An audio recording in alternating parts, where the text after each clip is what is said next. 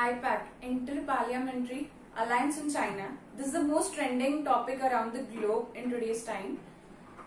तो आज हम इसी के बारे में डिस्कस करने वाले हैं। तो welcome to my channel banking goals. मैं हूँ दिव्या और हम लोग समझने वाले हैं कि inter parliamentary alliance in China that is IUPAC ये इतना चर्चा का विषय क्यों है। तो आईपैक ये 8 कंट्रीज का संगठन है, 8 कंट्रीज का अलायंस है जिसके 18 politicians, 18 senior politicians, 18 senior politicians have come together to form an alliance to discuss about the democratic values of China. तो मुद्दा ये है, we have taken some points. तो 8 इंपॉर्टेंट कंट्रीज जो है वो है US, Australia, Canada, Germany, Japan, Norway, Sweden and UK. इसमें टोटल 18 लॉ मेकर्स जो है 18 कंट्रीज के 18 पॉलिटिशियंस जो है, सीनियर पॉलिटिशियंस या लॉ मेकर्स आप कह सकते हैं, जैसे एमपी हो गया ये, तो वो लोग सारे एक साथ आए हैं। It is an international cross-party group of legislators working toward reforms on how democratic approach China, how to approach in China।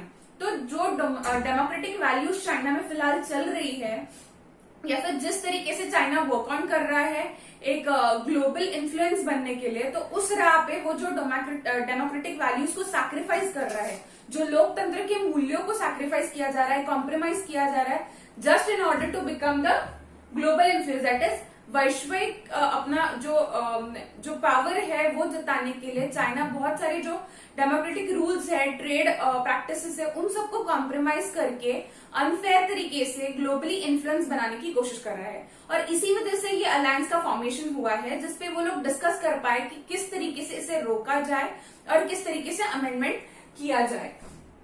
तो एक्चुअली रीजन यही है कि जो चाइना की कम्युनिस्ट पार्टी है जो रूल कर रही है वहां पे, वो बहुत सारे रीजंस की वजह से खुद का ग्लोबल पावर एस्टैब्लिश करने के लिए बहुत सारी चीजों का कॉम्प्रोमाइज कर रही है।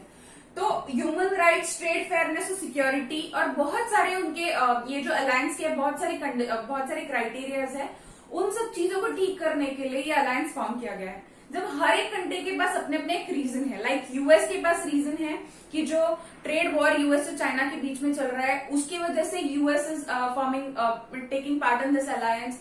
वैसे ही कनाडा में फिलहाल में जो हुआई के चीफ फाइनेंशियल ऑफिसर है उनका वैंकूवर में उनको अरेस्ट किया गया, और उसके बदले में चाइना ने उनके 2 जो कैनेडियन सिटीजन है उनको अरेस्ट किया और डिटेन कर लिया। वैसे स्वीडन के एक ऑथर है, उनको 2015 से 2015 से चाइना में डिटेन करके रखा है जस्ट बिकॉज क्योंकि कनाडा स्वीडन के साथ उनको बदला लेना था। वैसे ही ऑस्ट्रेलिया वाज आल्सो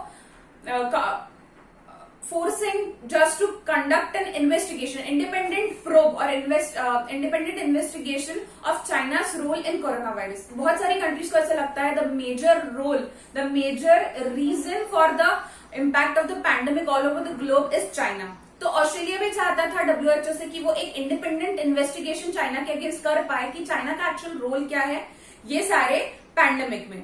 तो चाइना, ऑस्ट्रेलिया के पास अपना रीजन है, स्वीडन के पास अपना रीजन है, बिकॉज स्वीडन के जो ऑथर थे वो हांगकांग से उनको थाईलैंड से उनको किडनैप किया गया था, and later it was found that since 2015 that author has been detained by China.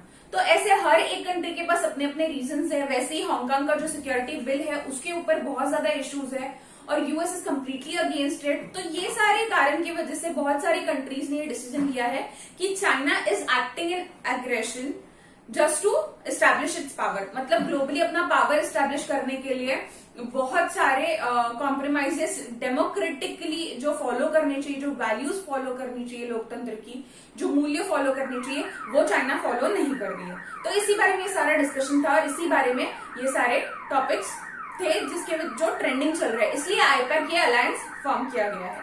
तो इतना ही था। Thank you so much for watching the video guys. मेरी वीडियो को जरूर लाइक करें, चैनल को सब्सक्राइब करें, ज्यादा से ज्यादा शेयर करें।